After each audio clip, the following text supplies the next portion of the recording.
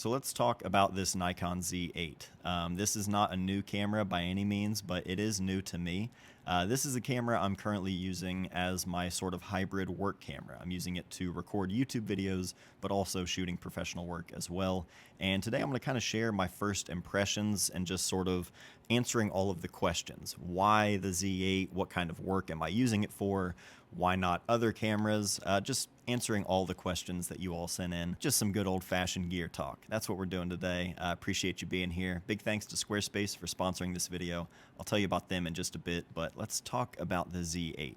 Why the Z8 over all of the other options out there? There are probably at least 10 other cameras on the market right now that I could have went for my specific needs that would have worked out great. It's not about Nikon, it's not about Sony, Canon, Leica, Fuji. It's not about the brands, it's not even about the particular model. There are probably other Nikon cameras that I could have chosen for my needs. I chose the Z8 for a few reasons. Number one, this grip.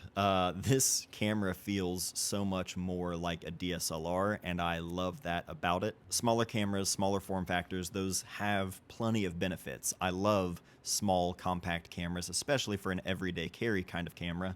I like something that's small that's not going to be weighing me down all day. However, if I'm holding that camera in my hand all day long for hours on end, if you're a wedding photographer, a documentary photographer, anybody who is having the camera in hand for long periods of time, you're going to notice when having a nice, big, comfortable grip that really pays off after a long day. And I don't know what the other Nikon Z kind of grips feel like. I just know from looking at photos of all of them side by side, I could tell, and from hearing other people talk about the grip on the Z8, I knew this would feel great. And the second I tried it out, I immediately fell in love with just how the camera feels, because it reminds me of like the D750, the D800, the D700, all of the Nikon DSLRs that I used for years before I ever went mirrorless. It just feels familiar. It feels comfortable. Despite this being my first Z camera, I've never owned any of the Nikon Z cameras other than this one, so it's my first one, but it feels very similar. In good and bad ways. We'll talk about all the things I don't like about the camera, but that's what drew me to the Z8 in the first place. It was just the form factor. Another part of that being the LCD screen. This is kind of like counterintuitive since I'm a YouTuber. I like having a flip out screen to be able to record myself, but I've been doing this long enough now that I've realized the flip out screen doesn't really benefit me, because I'm always like in a setting like this, just here in the barn. I've got a monitor on top of the camera. I don't really need the flip out screen. As convenient of a selling point it is towards someone like me who might use something like that, if I'm behind the camera, I really much prefer having the LCD directly in line with the lens, the sensor. It just makes sense. It makes it a much more comfortable shooting experience. Composing with the screen off to the side has just always felt awkward to me. Sony has a screen that does both. It can flip up like this, or it can flip out. Everyone should make some kind of version of that, because that's best of both worlds. But considering this is more of a work first kind of camera, specifically for photos, I wanted to go with something like this. So that's another reason that kind of pushed me in the direction of the Z8 over some of the other Z cameras that might have the flip screen. And I've never owned any of the Z cameras. I've never even tried any of the other ones except for the ZF, which we will get to.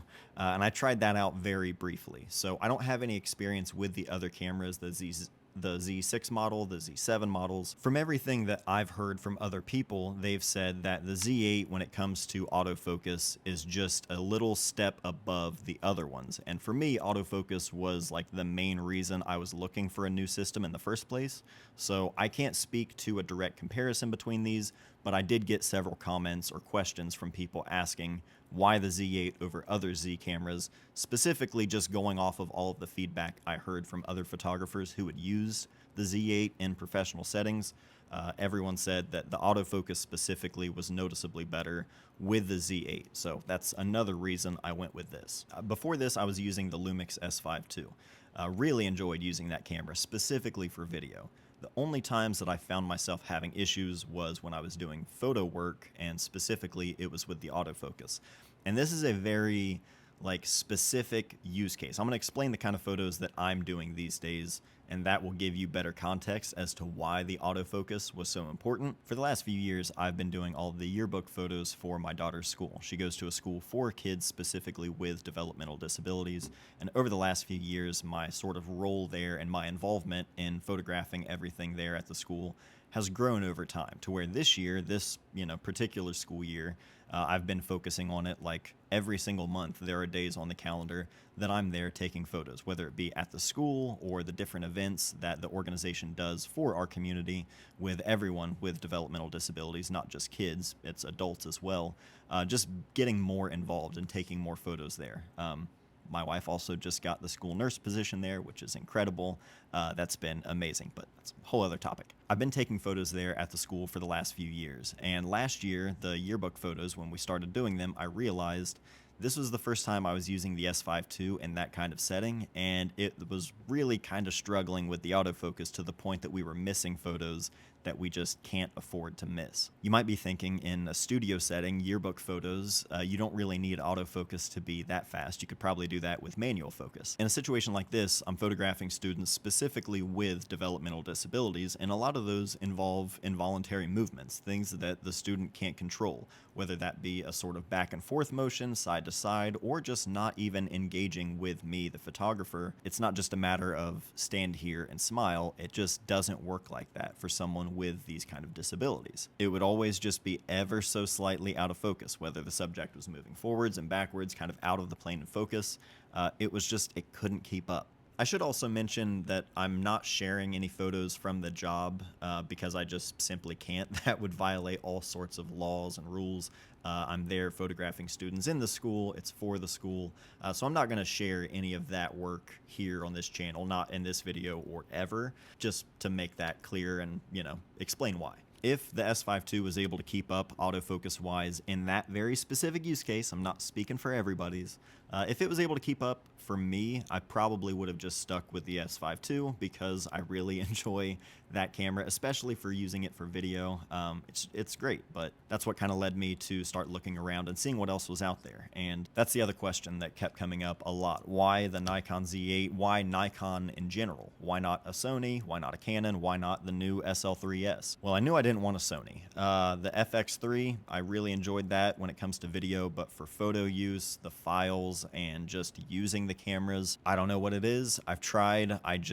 There's something about the Sony files, the photo files, and also just using the cameras for photo. I just don't enjoy it at all. I wanted to try and find something else. They would have worked great. Like, best autofocus around by far, I think, is Sony. I don't know. I'm not interested in Sony.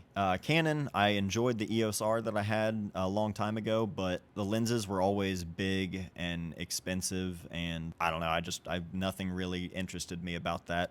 I was interested in going to Nikon, or at least trying the Nikon. That's why I rented one for a couple of months, because I knew it would feel very familiar to me.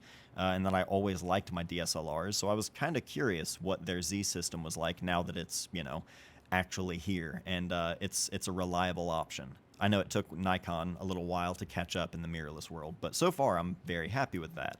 But why not the SL3S? That was the other camera that I heavily considered over the Z8 because I got to check it out sometime in December last year. I got to see it before it was revealed, and I ended up not even making a video about it, despite being really excited about that camera and just excited for Leica, I think, with that camera. I don't know. If you want me to make a video on the SL3S and just share my thoughts, let me know, because I can.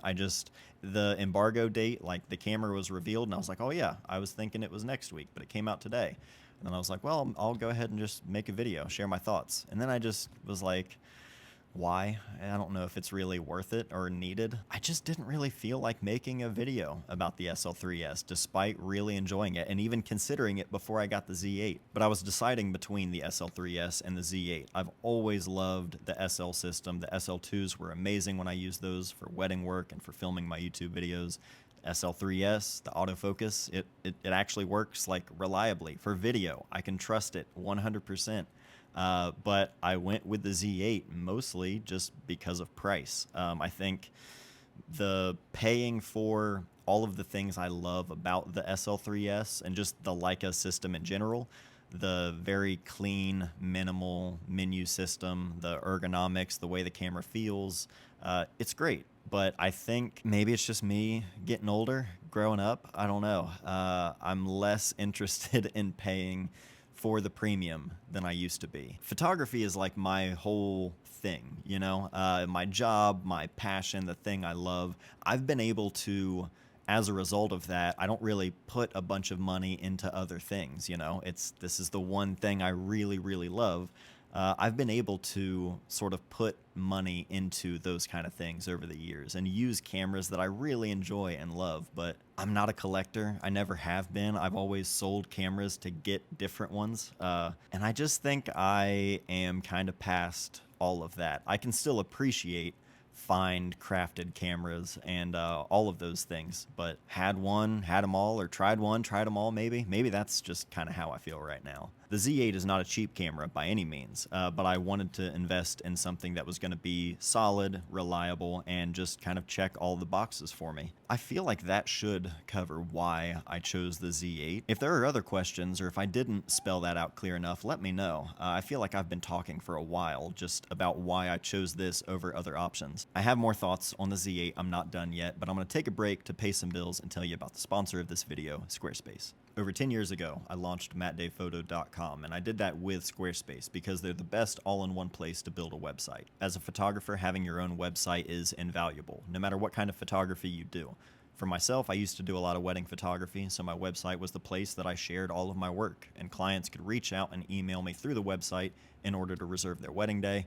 Nowadays, I use my website for self-publishing, selling my own books, zines, prints. Everything I do is all through Squarespace, and it's incredibly easy to use and get started. They have tons of different templates to choose from to fit your style, and you can customize everything exactly how you'd like. With drag and drop customization, it's super easy, and if you ever need help with anything, they have 24/7 award-winning customer service. Give your work the home and place it deserves. You can get started with Squarespace with a free trial at squarespace.com. But when you're ready to launch your website, go to squarespace.com/mattday and use the code MattDay at checkout. That'll save you 10% off your first purchase of a website or domain.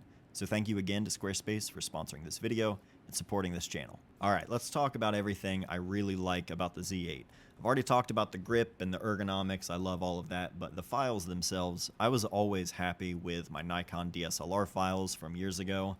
Having a more, improved modern sensor with higher resolution, I'm obviously going to be probably happy with these files as well. It's not to say it's better. I know there are vintage CCD sensor nerds out there. Don't come for me. I'm just saying, I'm happy with the files that I get from this. I knew sort of what to expect, having worked with Nikon cameras for so long in the past. But the files are great. The resolution, I believe it's 45. More than enough resolution, plenty for me, especially when I'm shooting a lot of photos. I don't want anything higher than that, which this thing will shoot crazy fast burst shooting or continuous shooting. And one thing that I want to talk about that I don't like about the camera, I love about the camera, is the zero blackout EVF as you're shooting. It's only electronic shutter. No mechanical shutter in the Z8. I don't know what it is specifically. If it's the sensor readout time, I don't know. I'm sure someone watching this can explain it. All I know is there has not been a single issue with only having an electronic shutter. I haven't had any of the issues that you would think you would get with an electronic shutter. However, the benefit of that, having no blackout, being able to actually see the entire moment that you're shooting, it's like the one of the nice benefits of a rangefinder that I've always loved is that there is no interruption. You're not getting anything that's interrupting the actual moment.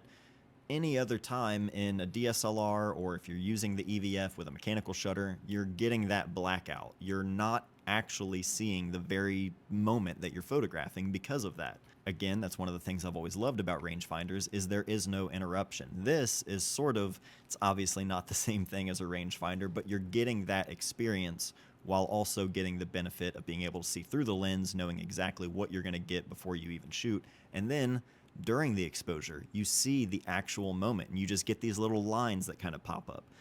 To bring it back to rangefinders again, they kind of look like frame lines popping up just very quickly while you're shooting. And it's just, a visual kind of, confirmation letting you know you're actually shooting.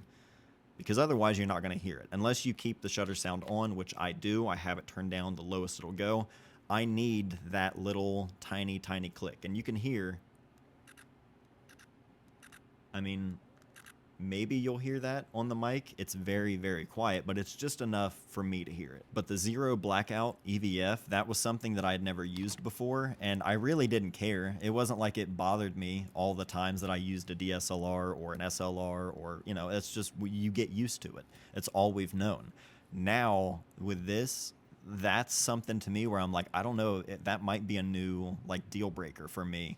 I don't know if I want to go back to anything that has an EVF that is going to give me that blackout. Sounds ridiculous, but it's just, once I started using it, I was like, this is just, it's great. Those are really my favorite things about the Z8, I think. The way it feels and just the files, the just reliability. It's a workhorse. It's a work camera, and it does that very well. Some things I dislike.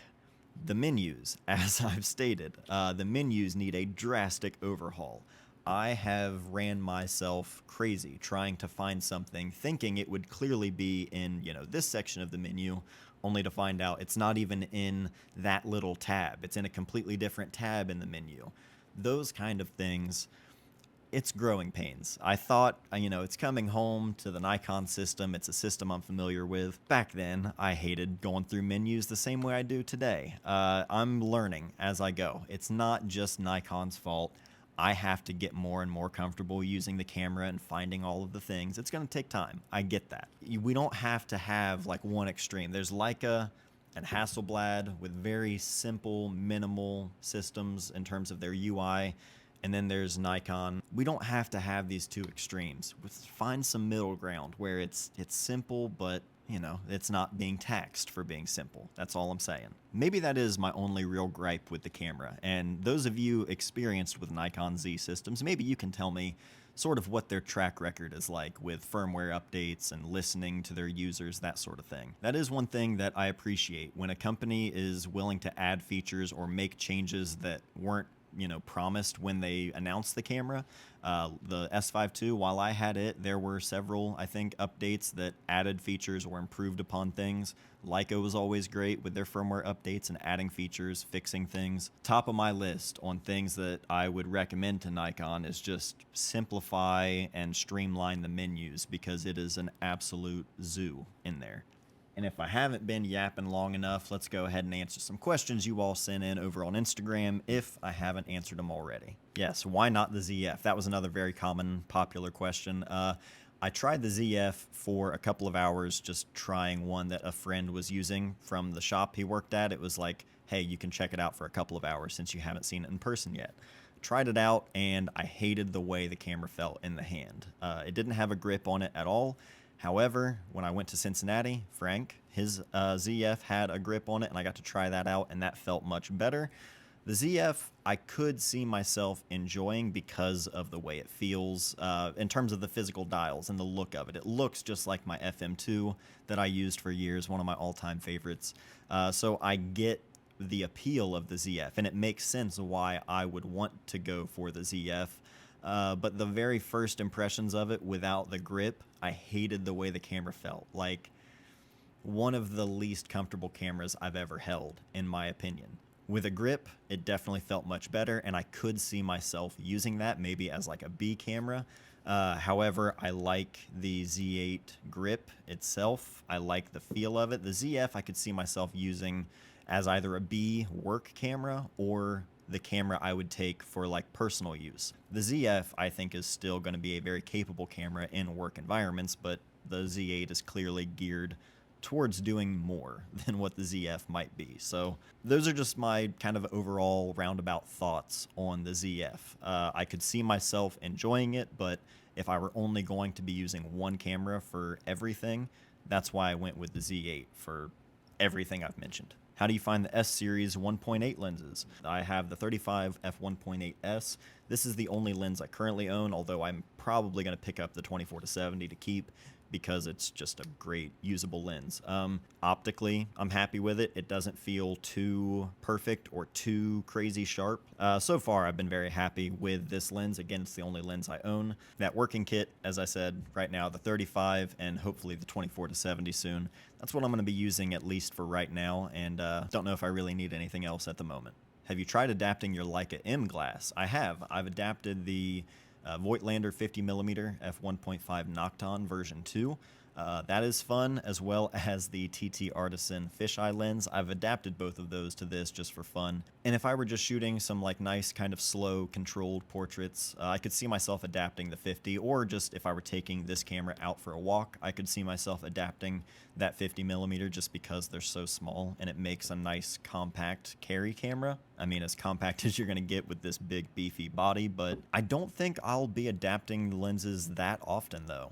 This 35 is not that big, you know, all things considered.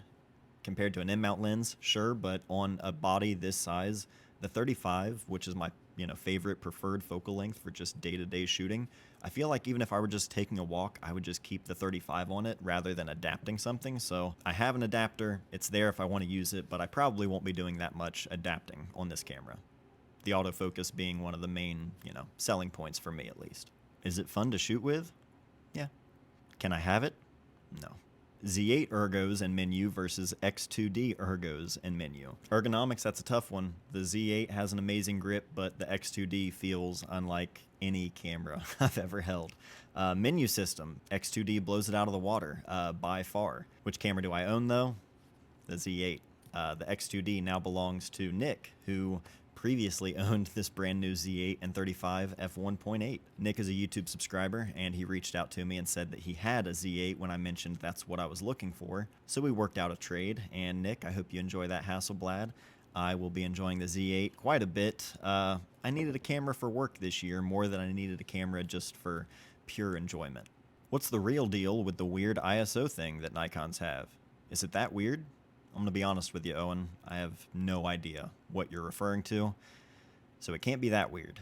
I've gotten far more questions than I was anticipating since I shared about using the Nikon Z8, so I hope this video was helpful in answering those questions for you if you've been curious as to why and what and all the questions.